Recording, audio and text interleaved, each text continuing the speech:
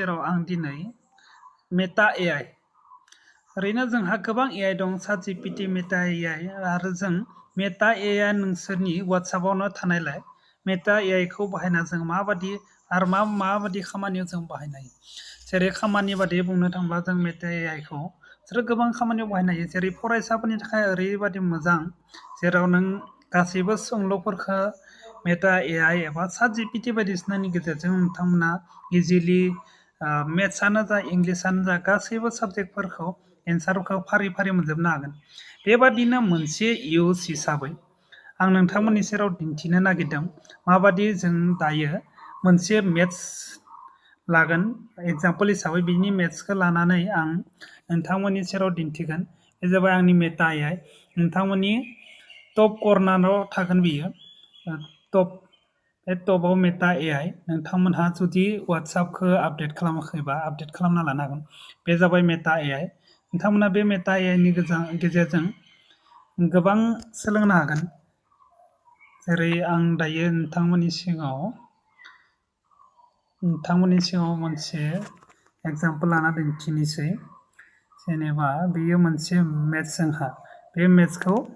solve खालामनो Meta AI खौ थिननोसै आं solve this question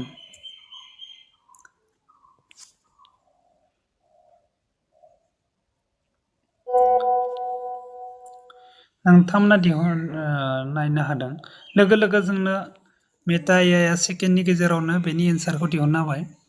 बेवहाय दंमोन मेथ्सनि कुइसन बियो माने SSC जिडिअ आरो मस्टलि जायफ्रा कम्पिटिटिभ एग्जामनि थाखाय प्रिपेयार खालामबाय थादों बिसोरनि थाखाय जोबोर मोजां जेरै आं बेवहाय मोनसे कुइसन सोंबाय हु इज दा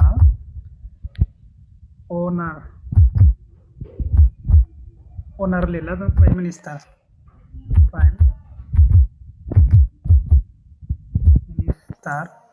of India लिरबाय ओरैनो जास्ट एग्जाम्पलनि थाखाय नोंथांमोना सानना जे बेयो आं जोबोर सिम्पल इउजखौ लासै आं बेफोरनि गोबां माबादि इउज खालामो बेखौ लानानै नोंथांमोना माबादि भिडिअ फट' जेनेरेट खालामनाय बेबादि लासै दिन्थिलांगोन बेखायनो गासैबो लोगो नोंथांमोनखौ भिडिअखौ जोबजासिम नायनो थाखाय खावलायनाय जाबाय आरो बेबादिनो भिडिअ लाबोबाय थानो थाखाय जाहाथे नोंथांमोना आंखौ इनकारेज खालामो एबा मटिभेट खालामो बेनि थाखाय चेनेलखौ साबस्क्राइब खालामना लानो हागोन आरो नोंथांमोना नुनो हादों लोगो एन्सारखौ होबाय हु is the prime minister of India लोगो होबाय नरेन्द्र मदि